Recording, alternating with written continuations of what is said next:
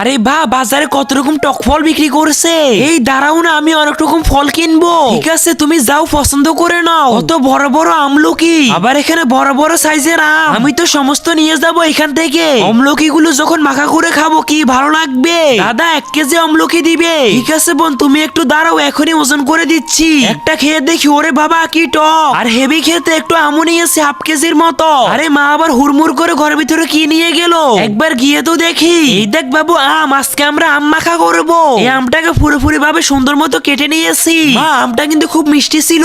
আমের মধ্যে যে অল্প অল্প করে কেটেছি, এগুলো তো লবণ আর লঙ্কার গুঁড়ো দিয়ে দিব। ভালো করে লবণ আর লঙ্কা সুন্দর মতো মাখিয়ে নিয়ে সাদা কাপড় দিয়ে বেঁধে যত ইচ্ছা মতো বাড়ি মারবো। আজকে দেখি কে কে শয়তানকে হারিয়ে মাকে জিতিয়ে দেয়। মাকে ভালোবাসলে ভিডিওতে লাইক দিয়ে চ্যানেলটিকে সাবস্ক্রাইব করে দাও। আর শয়তানকে ভালোবাসলে কিছুই করতে হবে না। ভারী মারা হয়ে গিয়েছে আর আমটাও ভেঙে টুকরো হয়ে গেছে। কত সুন্দর হয়েছে না? একবার একটু খেয়ে দেখি কেমন লাগছে। আরে বা কি টক আর মিষ্টি যা, হ্যাঁ হেভি লেগেছে।